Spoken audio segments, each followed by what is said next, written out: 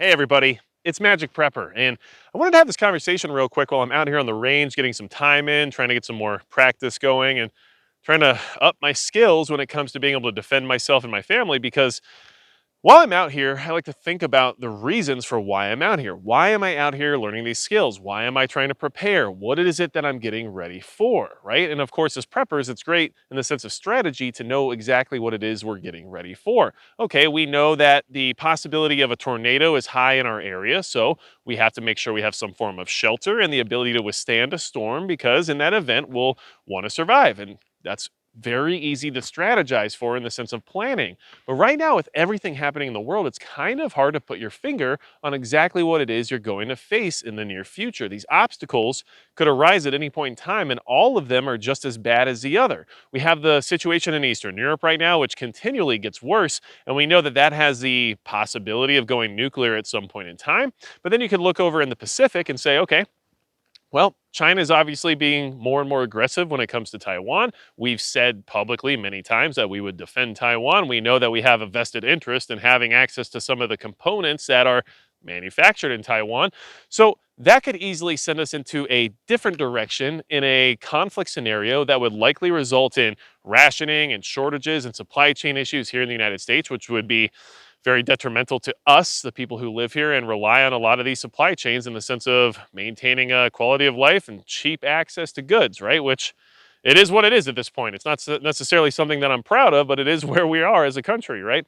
And we also have the situation going on here internally where we have two ideological parties that run our system right now that don't get along well at all. And in fact, don't seem like they can really resolve any of the issues that we're currently dealing with in any other way besides some sort of, I don't know what at this point, to be honest with you. And it's terrible for those of us who might be a little bit more moderate in some of our thought process because you don't really get that choice. We don't really get to decide that we can be okay with one thing and not with the other. It's really just one or the other at this point in time, and that's a really bad place for society to be, but here we are.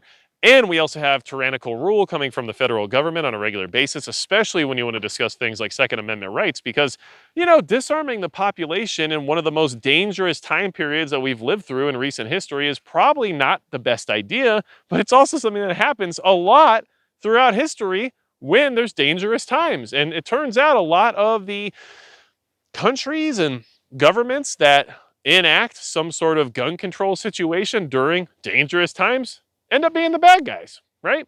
So we have a lot to be ready for. And it's just difficult to strategize and plan for exactly what is coming because we just aren't exactly sure what it is yet. And of course, we have cyber attacks and we have, in my opinion, domestic attacks on our critical infrastructure. We've seen the kinetic attacks on our power grid substations, but we also see what's happening to our ICS systems, our industrial control systems that are easily vulnerable to a cyber attack and control just about everything when it comes to water, when it comes to energy, when it comes to logistics and shipping and I don't know, trains and whether or not they stay on the tracks.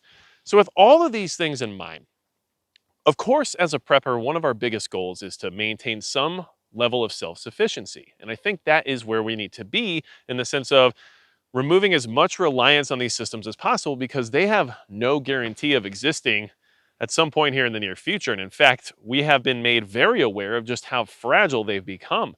They're extremely fragile. And it is hard to be completely self reliant, which means we also need to network and build community because being able to grow your own food and have access to your own water and sustain yourself 24/7, 365 days a year without any outside interaction is extremely difficult. And you must be a very well rounded individual in order to attack any of the problems that come your way, to have solutions for every single thing that could occur, right? It's very difficult. I don't know many people who are a dentist as well as a plumber, right? But these are things that, or skills you would probably need if there was some kind of an emergency event that shut everything down. So we do need to network and build community. And we also have to understand that not everybody who shows up to the party is going to be, let's just say, as valuable as the next person. But we have to work with what we have in the sense of what do you bring in value and what can you provide if things go south and how can we help each other get through some type of a crisis situation. Lean into everyone's strengths and try your best to at least understand their weaknesses and then avoid putting them in a situation where their weaknesses become more apparent.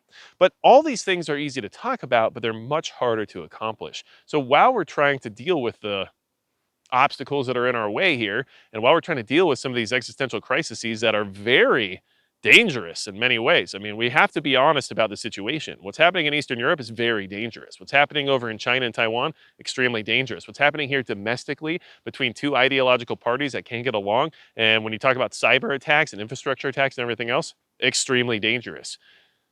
We have to be ready for things to become inherently more dangerous than they even are right now. And that's a scary thought because they're already on that edge of the envelope, right? Now, I do need to mention that the channel's biggest supporter is Midway USA. And one thing that Midway USA allows me to do, thanks to them supporting me, is get out on the range, get some more training, get some more gear and equipment in order to hopefully provide me with an additional length of time to survive, right? I'm trying to extend my life. That's what we're trying to do as preppers. We want to live and survive for as long as we can through any type of crisis situation.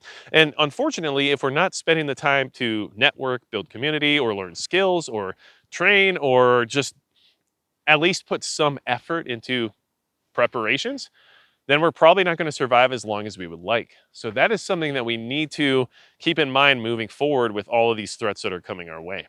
I'm not really sure what's going to happen first. I'm really not. And I really don't know what the biggest threat is at this point in time. It used to be a little bit more straightforward, at least in my opinion, right? And now, so many things could happen all at once that, I mean, in the great words of Samuel L. Jackson from Jurassic Park, hold on to your butts, right? So, yeah, and hey, while we're out here, yes, this is the P320 X-Carry Legion, sporting the new gray Wilson Combat Grip Module. I like it quite a bit. Got an Agency Arms comp on here.